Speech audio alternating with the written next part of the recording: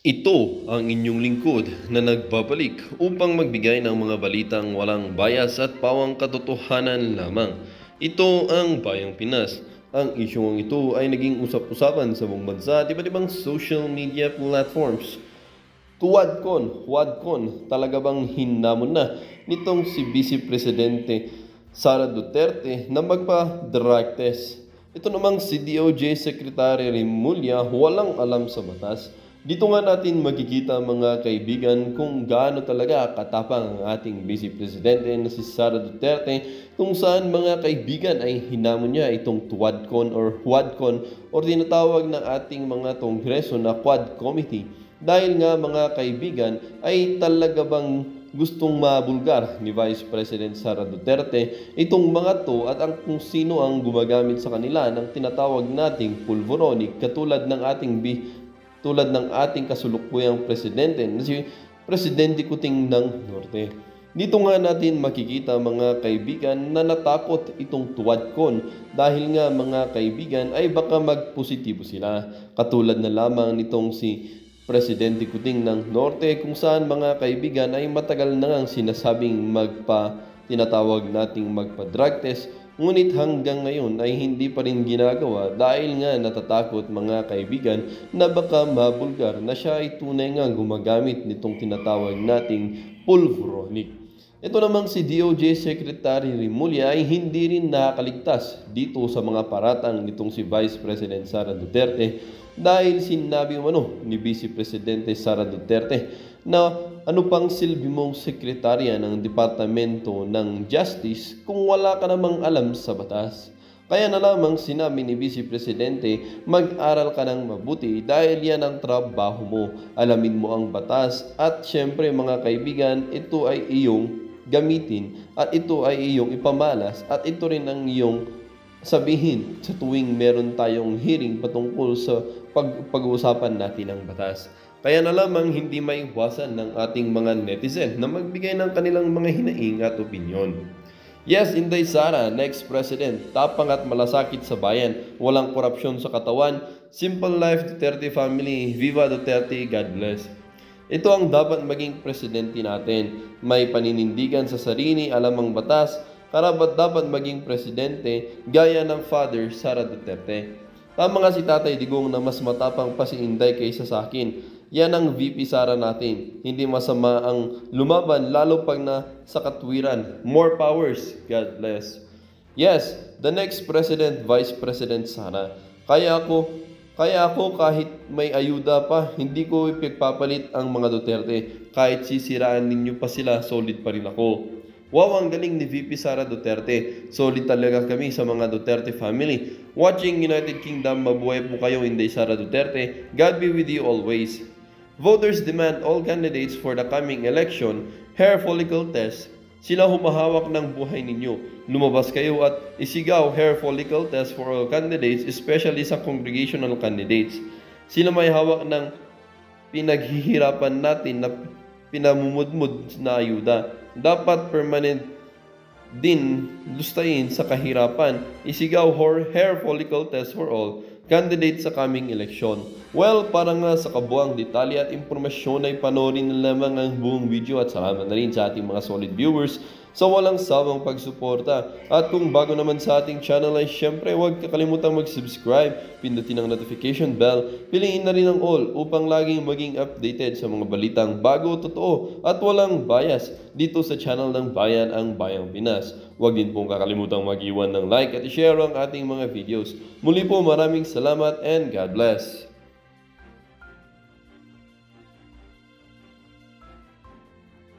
Doon ay puro unusual, unbecoming, unhinged. Ano yung isang un nila? Esperada, ma'am. Hindi, may un eh. Sorry. Yeah, unhinged, unusual, unbecoming, unsound mind, and what's the other one? Uncalled for. Hindi, meron pa isa. Okay, si Pimentel was unusual, si Escudero was unbecoming, si Young Guns was unsound? No, Unsound is Remulla, Unhinged is one of those, and then Young Guns is Unstable. Unstable, mental unstable. Yes. So yung lima na yan, yun lang naman yung gist ng mga sinasabi nila. And Ito, makinig kayo ha, mga young guns ha. Escudero, Pimentel, sino pa to? Ito, yung DOJ. Si Boyeng. Buhay pa pala si Boyeng, no? Magpasalamat ka, Boyeng ha. Buhay ka pa. Pangalawang buhay mo na, pakabait ka na, sir. Huwag mo kalimutan yung mga gamot mo, pakabait ka. Okay, magpasalamat tayo dun sa taas. Na nakaligtas ka. Binibigyan ka pa niya ng pagkakataon. Totoo yun. Mahal ka niya. Totoo po yung pag ganyan, binibigyan ka ng pagkakataon na nasa itaas. Ay, magpakabait ka na. Kaya yan sinyalis na, ha? Hindi puro pera-pera. Okay, madam, pasok! unahin na muna natin, dalawa kasi siya eh. One is legal, doon kay DOJ, and then one is a demand for a psychiatric exam doon sa House of Representatives naman. Okay. So, unang-una, ipagdasal natin ang Pilipinas dahil we have a Secretary of Justice na hindi alam ang batas. There is... Narinig mo yung Boyeng? Hi! Kaya ang Secretary of Justice daw natin, hindi niya alam ang batas. O, hindi ko sinabi yun ha. Sinabi ni Madam Inday Sara. Sabihin mo, patingin siya sa pag-iisip. Si Boyeng hindi alam ang batas. Si Boyeng hindi alam ang batas.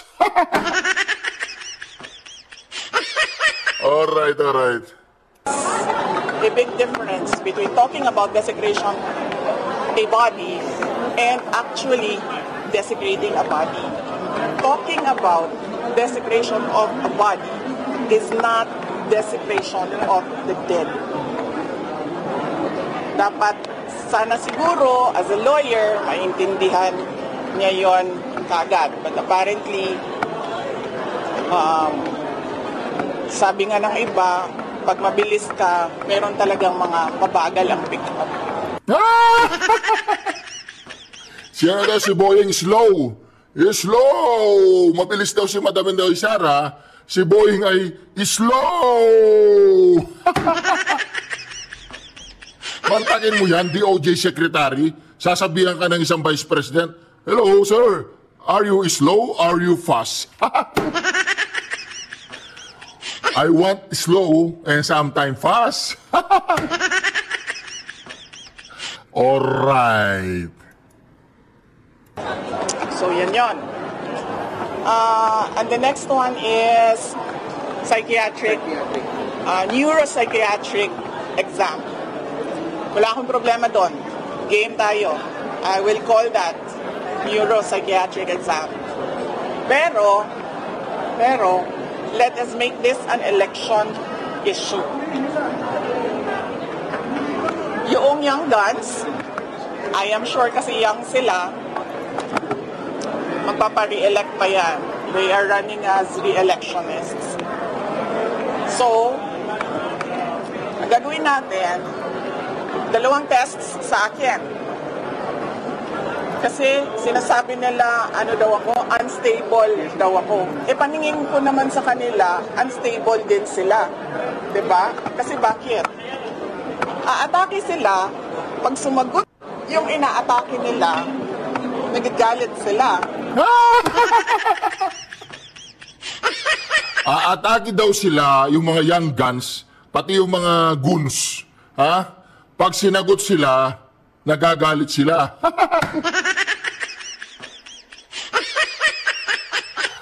Tinatawag nilang unstable.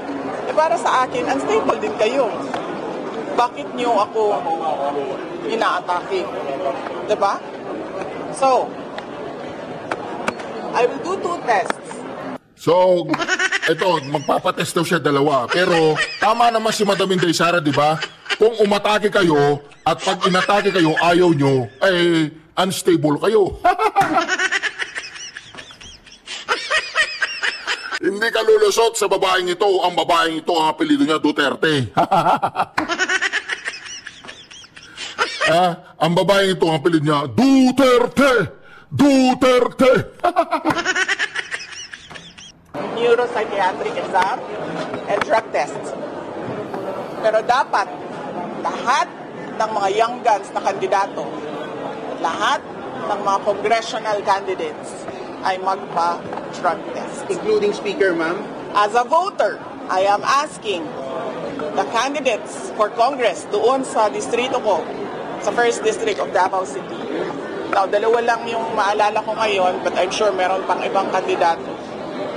Maalala ko si Margarita Nograles and si Paulo Duterte. And as a voter, I demand na magpa-drug test sila. At kayong lahat, mga kababayan, as voters, you demand na magpa-drug test ang mga congressional candidates. Kailangan magpa-drug test yung mga young guns, ha? Umpisaan natin kay Dong Gonzales. Dong Gonzales, kailangan, sa bagay, hindi na tatakbo si Dong Gonzales, eh. Yung mga, si Abante, palagay ko naman si Abante, negative yan. Negative yung utak. Tapos lahat po ng mga young guns, ha? Young guns pa, sa atin, pa-drug test natin sila. Tsaka yung mga, mga lahat ng kongreso, maglagay po tayo ng parang clinic, parang maliit na cubicle dyan sa may batasan. Pag babantayan natin sila, pag naihihi na sila, kailangan meron sasaludo. Sir, nahihihi ka? Lagay mo dito. Yung wala silang makakasabay sa loob, mga kurap yan. Kukurapin nila yung ihi. Alright, mahirap po yun. Ano daw, psychiatric test, tsaka drug test, o ano? Kakasa kayo, mga young guns, o ngayon kayo magtapang-tapangan. Mga quadco, magtapang-tapangan kayo. Para si Dan Fernandez, kailangan magpa-drug test to, tsaka follicle test. Alright. Sige, umpisa pa lang yan. Dahil kung unstable ako, sa paningin ko, unstable din sila. So, bakit ka naman magagalit kung ang inaatake mo ay sumasagot? Diba? Yes? Red? Okay ka dyan? Okay, sige. So, okay tayo dyan. Anong problema dyan? Yan ang demand ko, ha? 2 test sa akin, isa lang sa kanila. Dihado pa ako. Pero ma'am, sinasabi niyo rin na unstable sila, so dapat meron din silang neuropsychiatric test. Hindi, pinapadali ko na lang kasi sa kanila, eh. Kasi, diba? Para madali tayo. So we call on the Philippine Medical Association, the Philippine Psychiatric Society siguro, is it called that way, to set the guidelines para sa amin lahat. Okay? Lahat ng butante mag-demand ng drug test sa ating mga congressman candidates kasi unstable din sila. Saan po dapat gawin ang drug test, ma'am? Sa private hospital o sa public hospital? We need independent third-party hair follicle testing. That is why we are asking the help of PMA, tulungan nyo kami, to set the guide. Kailan nyo mang gusto mangyari yung test? Pag kinol na nila, okay na tayo. Hindi pwedeng 3 months after, ha? Kasi hindi magdodroga yan ng 3 months, tapos na yung testing nila. So anytime? So dapat ngayon na. Ayun na. Magpa-drug test tayong lahat. At dagdagan ko ang sa akin, neuropsychiatric game. Tayo dyan. What if po mong sabihin ng young guns na you're just bluffing too much? I'm not bluffing. Pangalan ko nakataya dito. Nandiyan kayo lahat nakikinig at nakita na nagsabi ako. I'm not bluffing. May ganito na. Pangalan ko ang nakataya dito, mga hinayupa kayo, hindi ako nagbablap. Drug test kung drug test. Psychiatric test kung psychiatric test, mga hinayupa kayo, ngayon kayo sumagot. Mga walang hiya kayo, sumagot kayo ngayon. Sagutin ninyo itong Vice Presidente, magpa-polycal test, drug test, saka psychiatry test. Ano?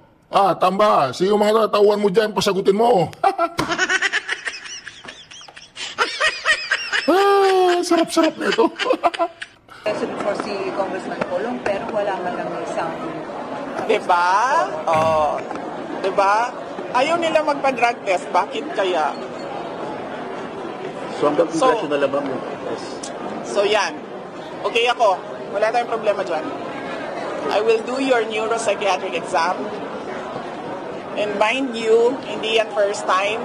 Naka-neuropsychiatric exam na ako dati nung nag-apply ako as PAW lawyer. And naka-neuropsychiatric exam na ako in a court case.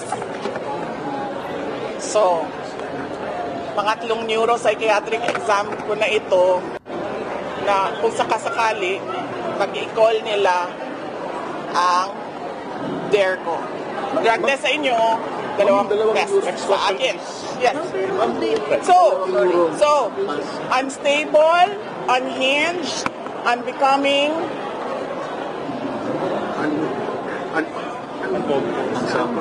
unsound mind. Meron pa isang ulitin nyo na lang.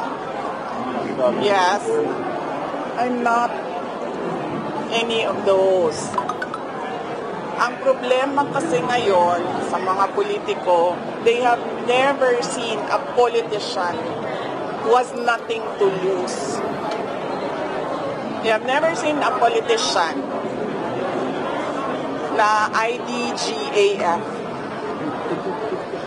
Kung sa Bisaya pa,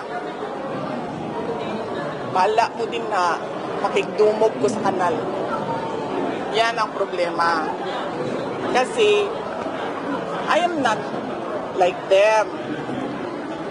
And ang tendency sa mga ganito na mga tao, sasabihin nila, crazy, lukaret, luka-luka, buang, desperada. Bakit ako desperada? I am Vice President of the Republic of the Philippines. I am not going anywhere.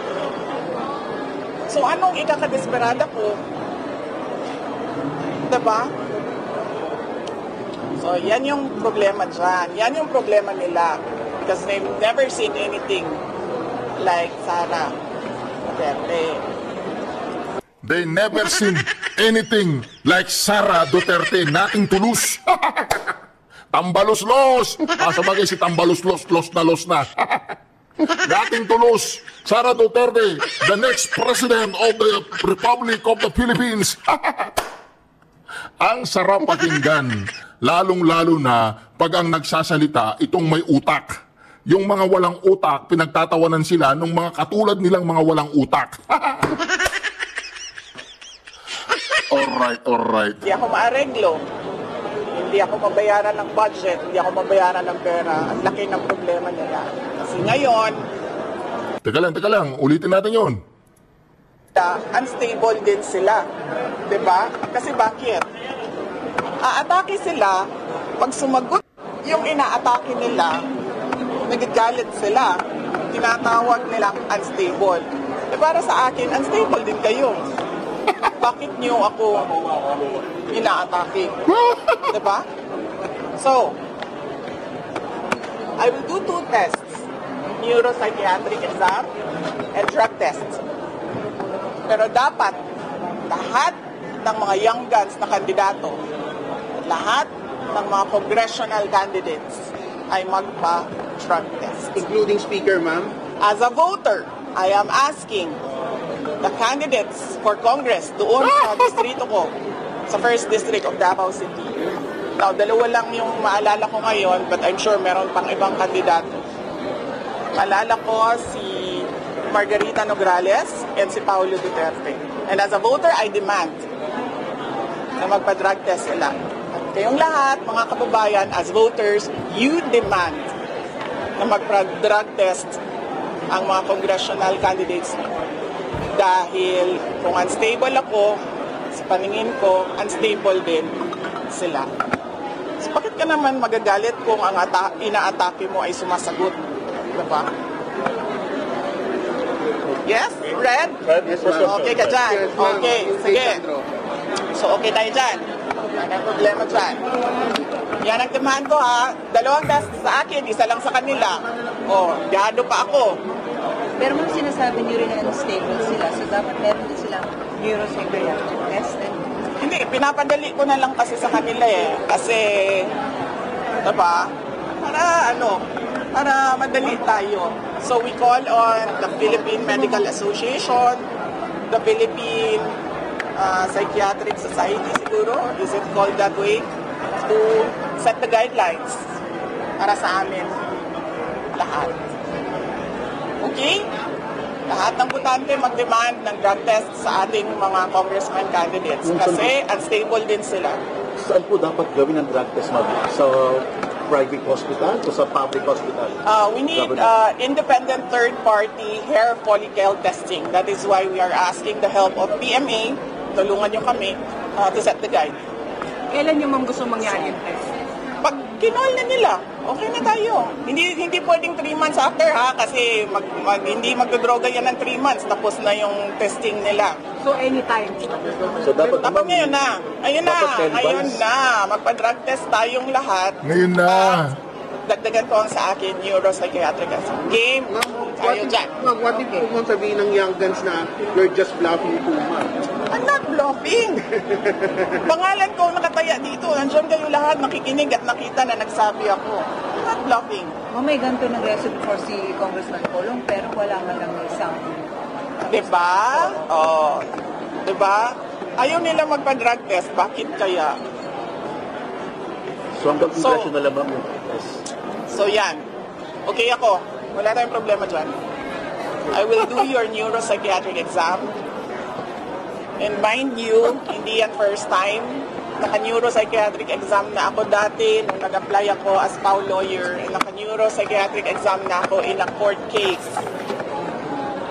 So, pangatlong neuropsychiatric exam ko na ito na kung sakasakali, mag-i-call nila ang DARE ko. Drug test sa inyo, dalawang test sa akin. Yes. So, unstable, unhinged, unbecoming,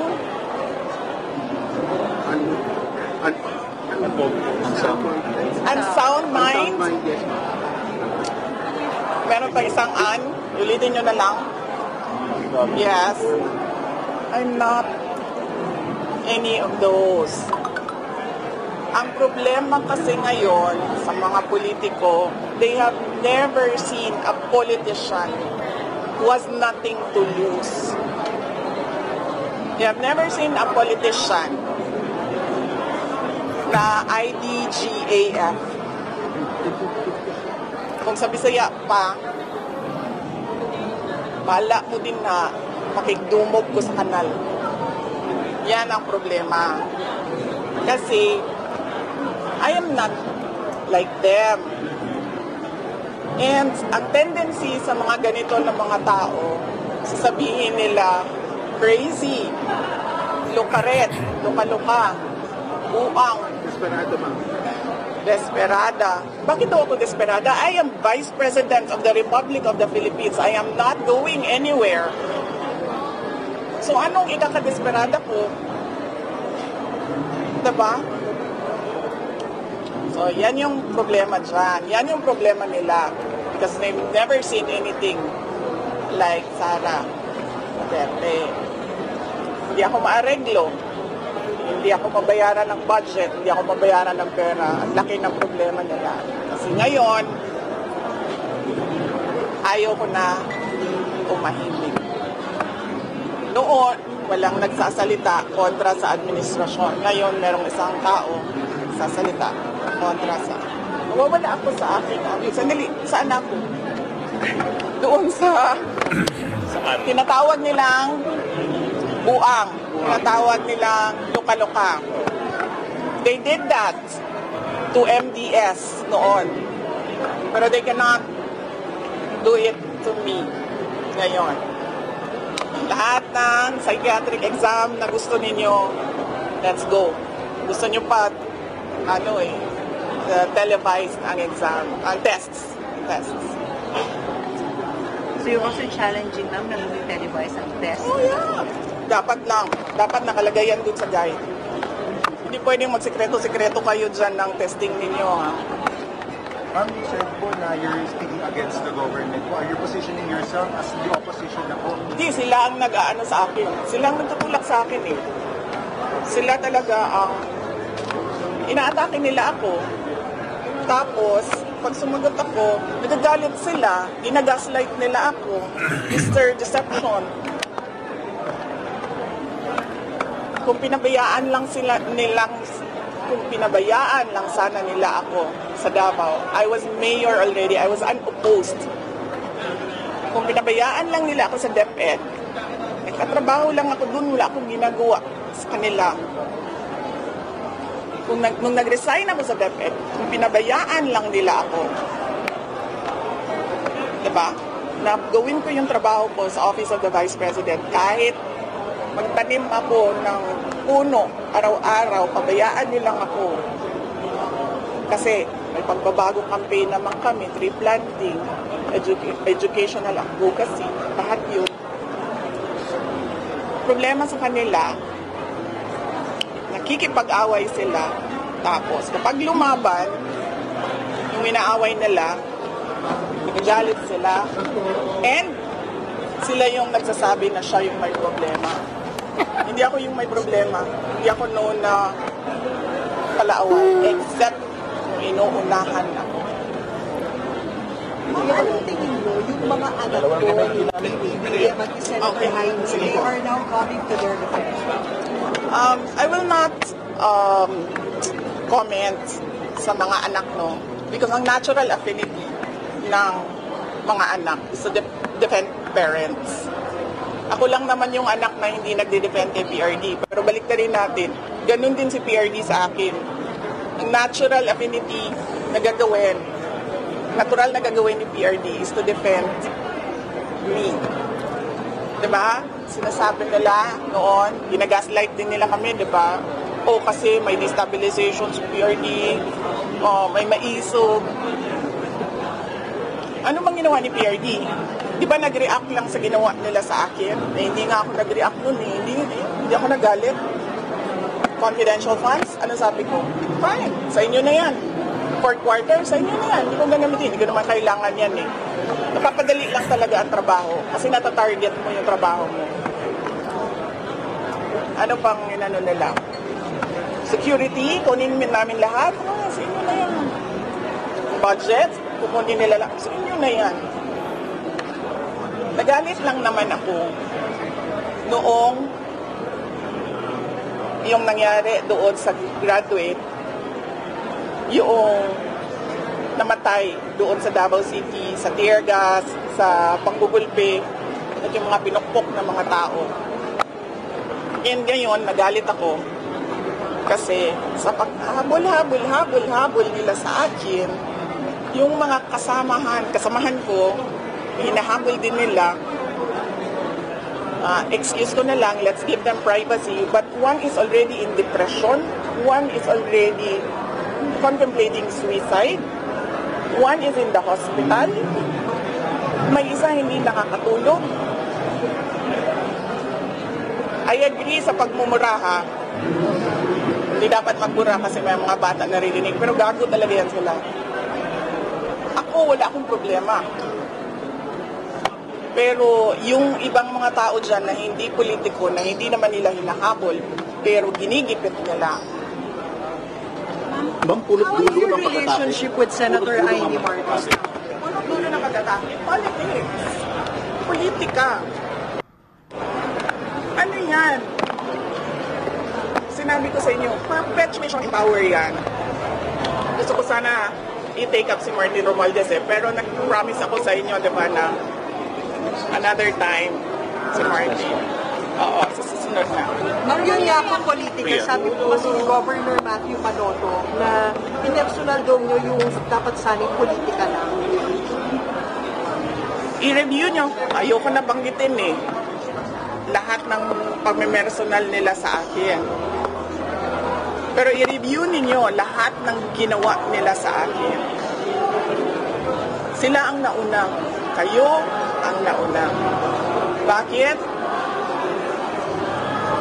Because of envy and jealousy. Yan lang sisira sa bansa natin eh. Ma'am, are you talking kay sa akin para confidential pa?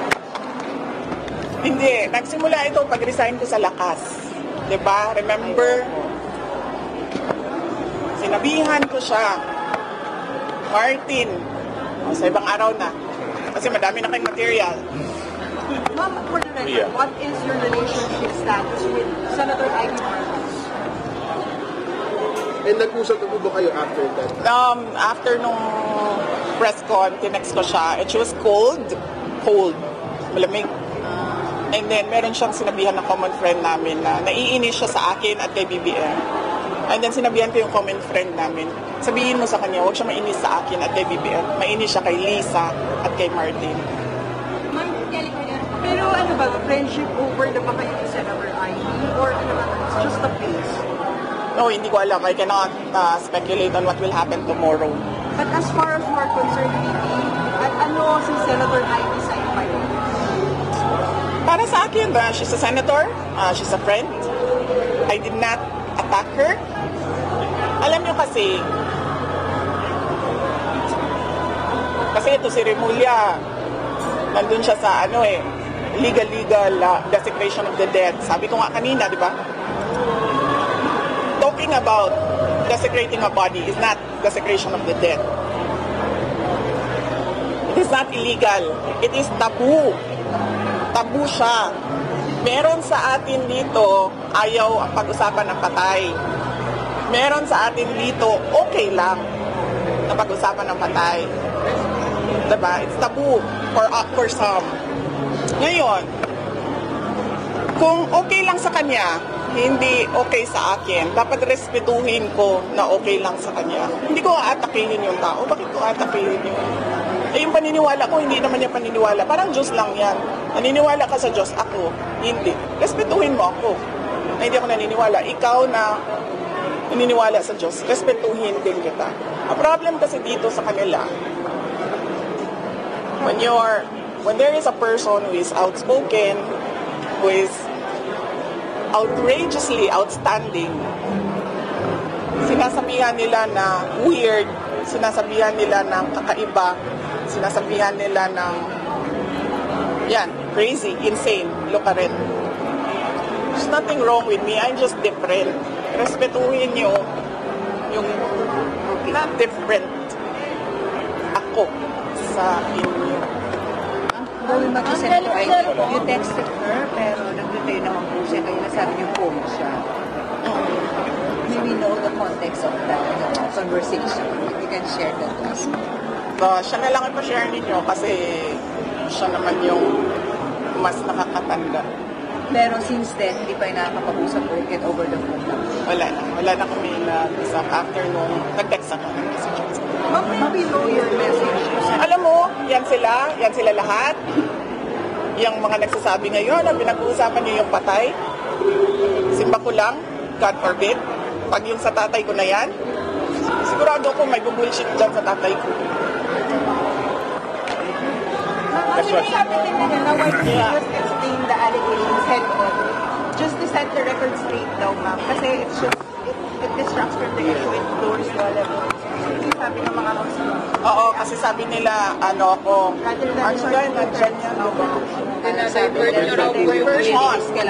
diversion, yes. Well, it's a tie. Kasi ang ginagawa nila is a diversion from the nothingness that this country is undergoing.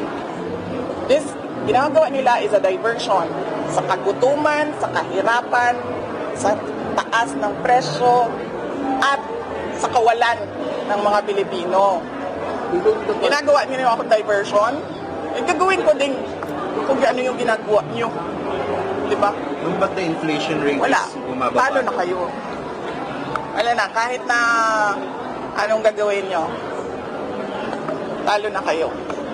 Councilor po, sa Quadcom, inimbestigahan ng AJK allegedly against President Duterte. Sa Sa isang Sino committee may-ari naman, nito? sa isang committee naman, iniimbestigahan din, the Senate group, mag-open din po, nakapag-educate po. So, ginagawa nilang mga ganitong investigation. Oh, yan nga yung sabi ko. Yung sinasabi nila na diversionary tactic yung sa akin. Bakit sila nagsasabi na hindi ako sumasagot?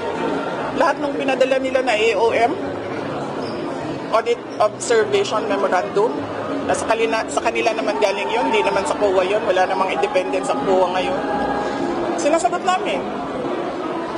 In the proper forum, we answer. May cases sila sa Supreme Court, sinasagot namin.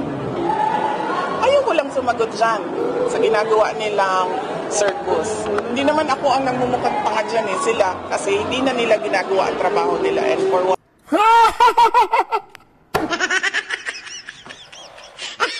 Hindi na po ang Vice Presidente ang nagmumukhang tanga sa ginagawa ng mga young goons tsaka yan sa mga tinatawag nilang Quadcom. Ha? Sila daw ang nagmumukhang tanga.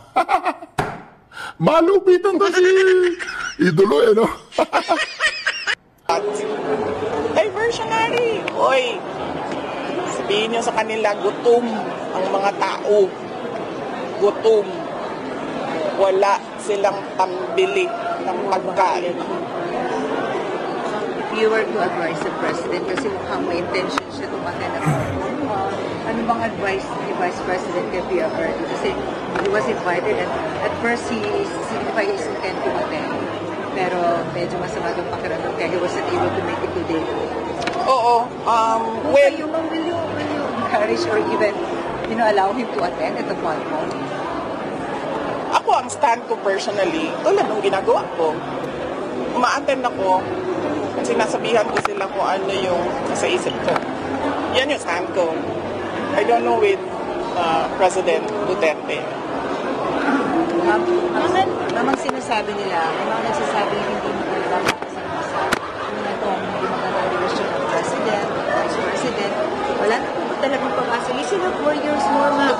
Alam mo, I agree with that. Totoo talaga yan. Hindi maganda ang nangyayari ngayon kasi ang nangyayari ngayon, puro na lang tayong politika. Ulit-ulit ko sinabi, nandun pa ako sa kabinete, noon, sinabi ko na yan. Hindi ako ang problema. Bakit ginagawa ninyong ako ang problema ng bayan? Hindi ako. Imagine, saan ka nakahanap ng mga public officials so shocked about me talking about the dead. Pero walang na-shock na there's a foreigner kidnapping in the Philippines right now. And there are daylight robberies na hindi natatakot ang mga kriminal. Papasok na labas. Tapos, kakagawa kami ng krimen. Walang na-shock. So, bakit kaya? Ako, na-shock ako. I am from Mindanao. Gulat ako. Sabi ko, this is bad. But may going back, ma'am, may pag-asa pa ba? Opo, yes ma'am. Na magkaayos din kami. Na magkaayos kami. Magkaayos kami nilang lahat. Sige, mag-sorry sila doon sa pamilya nung namatay sa Davao City during the kaguluhan sa loob ng Kingdom of Jesus Christ. May namatay doon. Sorry sila sa pamilya doon. Mag-sorry sila sa lahat ng tinir gas nila, pinukpok nila at binugbog nila sa Tamayong at sa KOJC. Mag-sorry sila sa lahat ng hindi nakakatulog ngayon kasi pinapatawag nila paulit-ulit dyan sa House of Representatives. Yun. Hindi lang sorry na, oh sorry Hindi. Pangalanan nyo lahat, sorry kayo sa kanila. Pag-isipan ko, kung papatawarin ko kayo, pag-isipan ko pa lang yun. Ma'am, Next question. Kayo ni PDM. Kelly Momborado. Pinatawan ng EFP ng parusa yung pagdating ng PDP dahil hindi raw ito karaniwang ginagawa at hindi raw. Oo. Sabi ko nga noong press con ko, di ba, there's some sort of inappropriateness. Inappropriate sa ginawa niya. Pero sa kanila na yun, sa organization na yan. As commander-in-chief, hindi dapat ganyan ang reaction mo. Ang dami-dami mong pwedeng reaction. Pero hindi dapat na pinagtatawanan ninyo ang bata. Especially ang bata who swore to give his life to this country. Sa AFP na yan. Pero ikaw, as president, diba? Walang nagulat na may foreigner kidnapping. Walang nagulat nung nagsabi ako, matapobre ang presidente. Pero lahat nagkagulo na sa desecration of the dead kuno na hindi naman. It's taboo. Hindi siya krimen. Ma'am, kayo ni President Marcos, may pagkakataon pa ba magkaayos po kayo? Sabi ko nga kanina, silang lahat, mag-sorry sila doon sa lahat, nag-iisipan ko. Ma'am, actually sa press halata ang galit, ang pagtubingin kayo at inipin.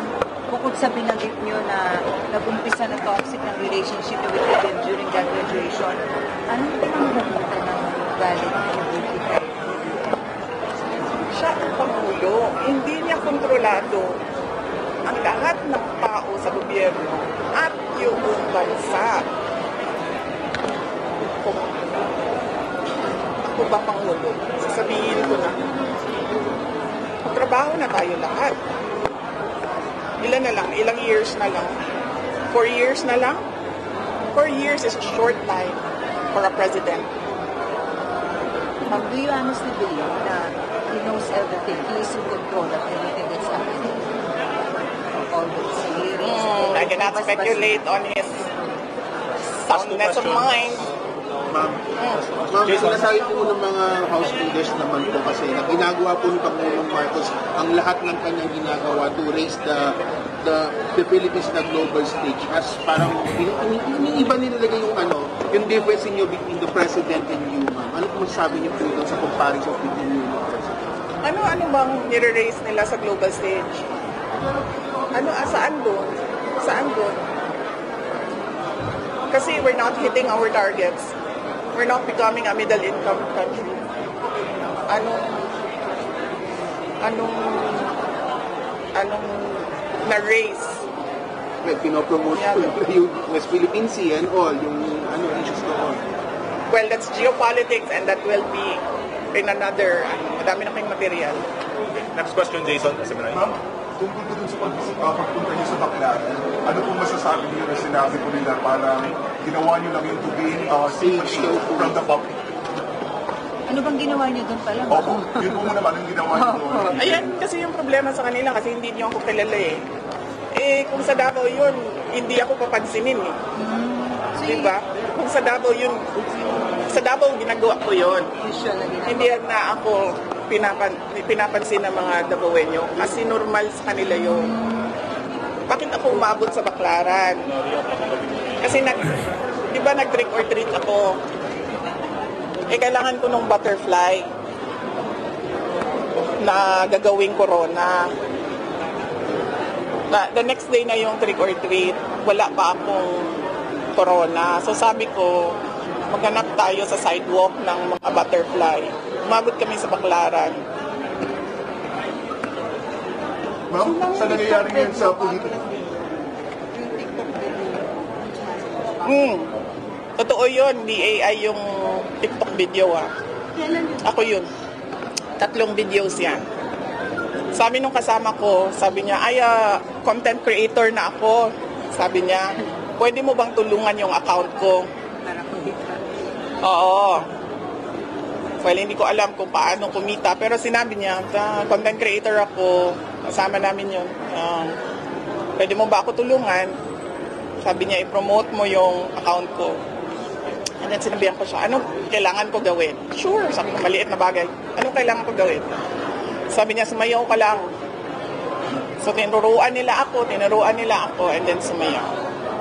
Ma'am, sa nangyayari po ngayon sa politika, ano yung payo natin sa ating mga kababayan?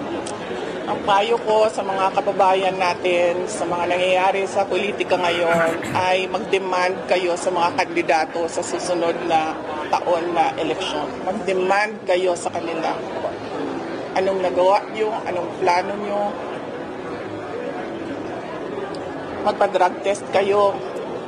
O sige, extend na natin, magpa-neuropsychiatric exam kayo, mag-demand kayo sa mga kandidato.